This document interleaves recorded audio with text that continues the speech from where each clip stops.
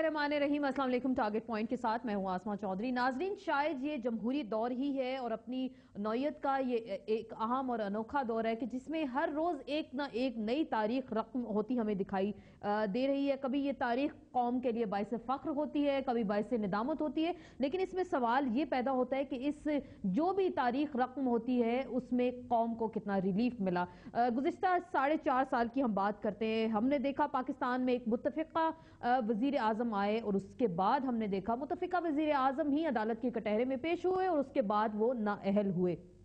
उसके बाद हमने दूसरे पाकिस्तान के प्राइम मिनिस्टर देखे जो आए, अदालत के सामने आए, तौहीन अदालत के हवाले से वो पेश भी हुए और कहा जा रहा है कि उनकी भी अब अनकरीब छुट्टी हो जाएगी। तीसरी मिसाल जो अभी हम देख रहे हैं सदर साहब के 2 ओहदे रखने के हवाले से थी और आज इसकी तारीख भी थी और सदर साहब को सिर्फ 5 दिन इस हवाले से दे दिए गए हैं कि वो अपना कोई भी मुनासिब जवाब इस हवाले से दाखिल करा सकते हैं, जवाब दे सकते हैं ईवान सदर में, या तो वो फिर सदारत का ओहदा रखें या फिर सियासी सरगर्मियां बंद करें, वरना फिर तौहीन अदालत के लिए तैयार हो जाए। बात कर रहे हैं पाकिस्तान की सियासी तारीख की, सिर्फ 4-4.5 सालों की हम बात कर रहे हैं कि अगले आने वाले एक हफ्ते में क्या मंजर होगा जब पाकिस्तान का प्राइम मिनिस्टर भी अदालत के कटहरे में तौहीन अदालत के लिए पेश हो रहा है और दूसरी जानिब सदर को भी हम अब देख रहे हैं कि लगता कुछ ऐसे ही है कि उनको भी तौहीन अदालत होगी। अब सवाल ये पैदा होता है कि क्या ये अदालत की बालादस्ती है या फिर पीपल्स पार्टी की जब हम बात करते हैं तो वो ये कहते हैं कि अदालत इस हवाले से सियासत कर रही है।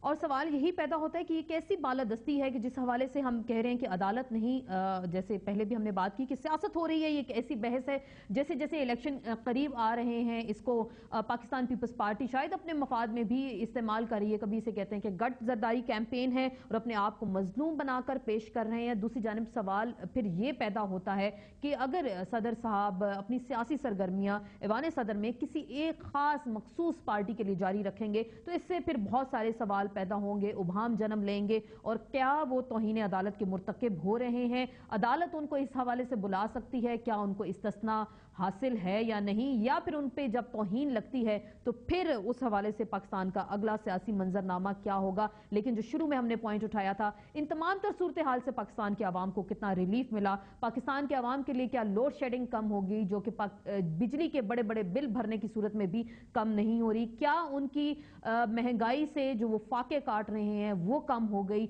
या फिर लोग डर के मारे पाकिस्तान में इस वक्त अपना अकीदा भी छुपाना शुरू हो गए हैं। और जो सियासत की बालादस्ती, पार्लियामान की बालादस्ती और सियासी अनासर की बात की जाती है और ये जो तकाजे पूरे करने की बातें की जा रही हैं, ये तो बात की बातें हैं। पाकिस्तान के अवाम को इस हवाले से कितना रिलीफ मिला, लगता कुछ ऐसे ही है। हम तो प्याज सिर्फ छीलने में मसरूफ हैं जिससे लोगों की आंखों में शायद आंसू ही आ सकते हैं। इस पर बात करेंगे। जस्टिस रिटायर्ड तारिक महमूद साहब हमें ज्वाइन करेंगे, सेनेटर जफर अली शाह साहब और शाजिया मरी साहिबा हमें ज्वाइन करेंगी एक मुख्तसर से ब्रेक के बाद। और बात होगी क्या वाकई ही सदर तौहीन अदालत के मुर्तकिब हो रहे हैं, एक मुख्तसर से ब्रेक के बाद।